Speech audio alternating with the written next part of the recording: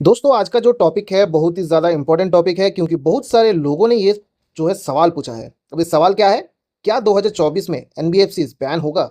जी हाँ दोस्तों, यहाँ पर बहुत सारे लोगों ने कमेंट्स किया था। ये कमेंट जो भी है कॉमन देखने को मिल रहा था कि ये एप्लीकेशन बैन कब होगा, ये लोन एप्लीकेशन कब बैन होगा, कि ये जो भी हैरेसमेंट कर रहा है इतना ज़्यादा, कैसे हम इससे बचें। तो बहुत सारे लोगों का जो भी है सवाल है। अब यहाँ पर लोगों के मन में ये सवाल है कि 2024 में ही क्या ये लोन एप्लीकेशन बंद होगा? देखिए दोस्तों, आज आप लोगों को सारा कुछ डिटेल वाइज समझाने वाला हूँ। ये कब तक बंद हो सकता है 2024 में या फिर 2025 में कब बंद होगा, ये आप लोगों को सारा कुछ डिटेल वाइज बता दूंगा। लेकिन उससे पहले छोटा सा रिक्वेस्ट करना चाहता हूँ कि अगर आप लोग नए हो, अभी तक सब्सक्राइब बटन प्रेस नहीं किए हो, तो सब्सक्राइब बटन प्रेस करके बेल आइकन को जरूर जरूर प्रेस करें। इससे क्या होगा, जो भी लोन रिगार्डिंग इन्फॉर्मेशन आप लोगों के साथ शेयर करूंगा इंस्टेंटली आपको नोटिफिकेशन में मिल जाएगा। देखिए दोस्तों, जो भी लोन एप्लीकेशन से लोन लेते हो, वो लोन एप्लीकेशन जो तो होता है वो एनबीएफसी होता है, मतलब नॉन बैंकिंग फाइनेंशियल कंपनीज। ठीक है, ये एक तरीके का बैंक है। लेकिन बैंक मतलब क्या है? बैंक में आप लोगों को लोन मिलता है और साथ ही साथ आप लोग डिपॉजिट भी करते हो। ठीक है, लेकिन यहाँ पर ऐसा नहीं होता। यहाँ पर सिर्फ आप लोगों को इन्वेस्टमेंट, आप लोगों को लोन ही प्रोवाइड करता है। यहाँ पर कोई भी डिपॉजिट होता नहीं है। ठीक है, तो इसी को नॉन बैंकिंग फाइनेंशियल कंपनीज बोला जा रहा है, मतलब बैंक बैंक लेकिन बैंकिंग का कोई फंक्शन नहीं है यहाँ पर। तो यहाँ पर जो भी है लोन आप लोगों को दिया जा रहा है। अब ये लोन जो भी है ये दे रहा है आरबीआई से लाइसेंस्ड वाला इंस्टीट्यूशन। ठीक है, ये जो भी है रिजर्व बैंक ऑफ इंडिया से लाइसेंस्ड किया हुआ है। अब यहाँ पर आप लोग मानो कोई भी लोन एप्लीकेशन से 5,000 लोन लेते हो, डिफ़ॉल्ट कर जाते हो, 3 महीना 4 महीना 5 महीना आपने ईएमआई पेमेंट नहीं किए, तो यहाँ पर आप लोगों को हैरेसमेंट करते हैं। कॉल के थ्रू हैरेसमेंट करते हैं, आपको एसएमएस के थ्रू हैरेसमेंट करते हैं, मेल के थ्रू हैरेसमेंट करते हैं। ठीक है, कभी कभार आपके घर पे भी आ जाता है, विजिट कर देता है घर पे। ठीक है, साथ ही साथ जो भी है आपके पास पुलिस स्टेशन से कॉल आता है, एडवोकेट से कॉल आता है। तो इस तरीके का चीज़ें आप लोगों को देखने को मिलता है जब आप डिफ़ॉल्ट कर जाते हो।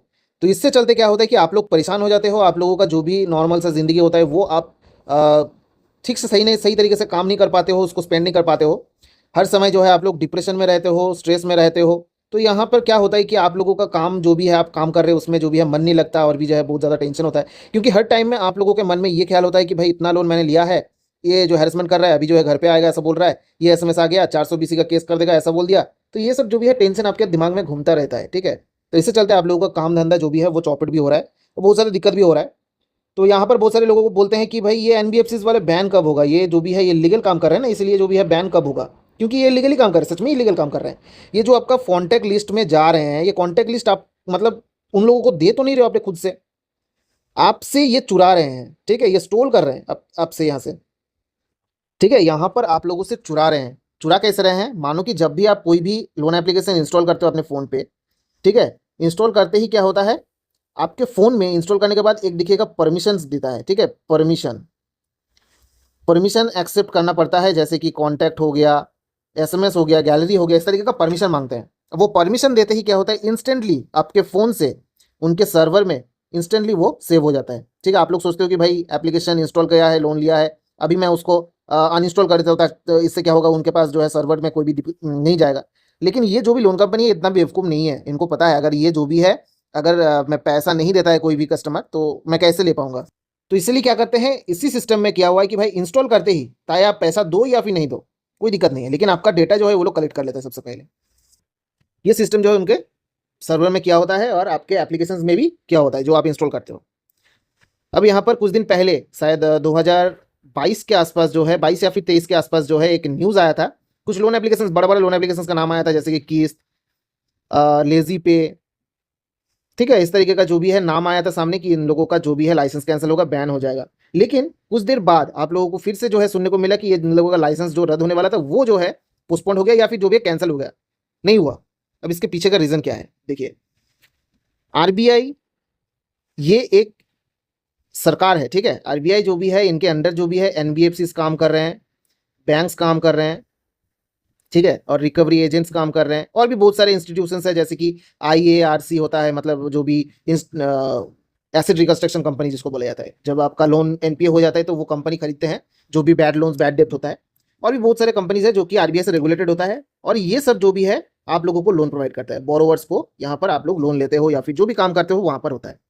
तो आप लोगों को समझना ये है, ये जो भी है आरबीआई यहाँ पर इन लोगों को अगर परमिशन दे रहा है तो इन लोगों को भी कुछ देना पड़ता है आरबीआई को। तो जिसका मतलब है कि अगर मानो कोई आप गाड़ी खरीद रहे हो, ठीक है, तो उसके लिए आप लोगों को जो है टैक्स भरना पड़ता है, इंश्योरेंस भरना पड़ता है, उस तरीके का जो है वो करना पड़ता है। जैसे कि आप लोगों को रास्ते में आप लोगों को चलने के लिए दे रहा है, वो रास्ता तो आपका तो नहीं है, वो रास्ता सरकार का है, तो सरकार का जो भी है मेंटेनेंस भी करना पड़ता है। बहुत सारे जो रूल्स है, रूल्स को फॉलो करना पड़ता है।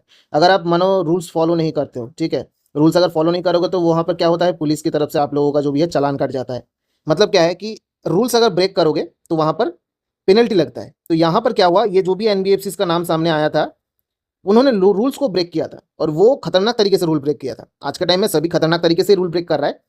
लेकिन यहाँ पर क्या हुआ, बोल रहा है कि देखिए इतना बड़ा एनबीएफसी है, अगर एनबीएफसी को इस तरीके से धड़ाधड़ बंद कर दिया जाएगा तो यहाँ पर फाइनेंशियल स्टेबिलिटीज जो है, इतना बड़ा बड़ा बिजनेसमैन यहाँ पर इन्वॉल्वमेंट है, ठीक है, बहुत बड़ा जो है स्टॉक्स मार्केट्स में यहाँ पर इन्वॉल्वमेंट है, तो यहाँ पर क्या होगा, उन लोगों का पैसा जो है डूब जाएगा। अब ये देख रहा है कि आरबीआई सभी को देख के चलता है, ठीक है, क्योंकि आरबीआई के पास ही हमारी इंडिया का जो भी है फाइनेंशियल स्टेबिलिटीज का सब कुछ स्टेबल रखते हैं, जो भी फाइनेंशियल हेल्थ है जो होता है, ठीक है। तो यहाँ पर मानो कि अगर ये सब जो भी है हट जाता है, बैंक हट जाता है, ये हो जाता है, तो दिक्कत क्या होगा, इंडिया का जो है फाइनेंशियल जो भी स्टेट्स है, सिचुएशन है, वो खराब हो जाएगा, जिसकी वजह से इन लोगों को सब कुछ बैलेंस करके चलना पड़ता है। यहाँ पर आरबीआई बैंक को भी देखेगा, ठीक है, बैंक को भी देखेगा और बोरोवर्स को भी देखेगा। यहाँ पर दोनों की वजह से यहाँ पर काम हो रहा है। अगर मानो बैंक नहीं रहा, सिर्फ बोरोवर्स रहा, तो लोन कौन देगा? अगर मानो बैंक रहा, बोरोवर्स नहीं रहा, तो लोन कौन लेगा? ठीक है, यहाँ पर लोन किसको देगा? तो यहाँ पर बिजनेस जो है कंटिन्यू रखने के लिए दोनों को जो है बैलेंस रखना पड़ता है। तो यहाँ पर आरबीआई दोनों का सुनेगा, यहाँ पर आप लोगों का अकेला नहीं सुनेगा। यहाँ पर आरबीआई को अगर मानो यहाँ पर लाइसेंस दिया है, कुछ कर रहा है, तो वहाँ पर आप लोगों को समझना यह है कि वहाँ पर आरबीआई को भी कुछ देना पड़ता है, अच्छा खासा मिलता है। अब उसके वजह से जो है आरबीआई का स्टेबिलिटीज़ जो है वो थोड़ा सा अच्छा होता है। बीच बीच में आप लोग को सुनने को मिलता है कि अच्छा अच्छा जो भी है एक बहुत बड़ा अमाउंट 500 करोड़ के आसपास, 5000 करोड़ के आसपास जो भी है फंड्स आप एनबीएफसी को सपोर्ट के लिए दिया है।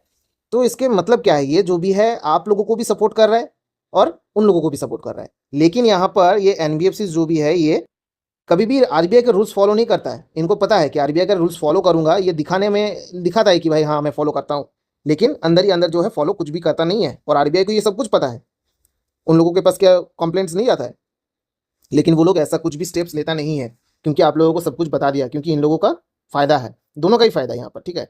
अब यहाँ पर अगर मानो आरबीआई धड़ाधड़ किसी को बैन करने लग गया, तो यहाँ पर दिक्कत तो हमारे देश में ही होगा ना, इंडिया में जो है दिक्कत आ जाएगा।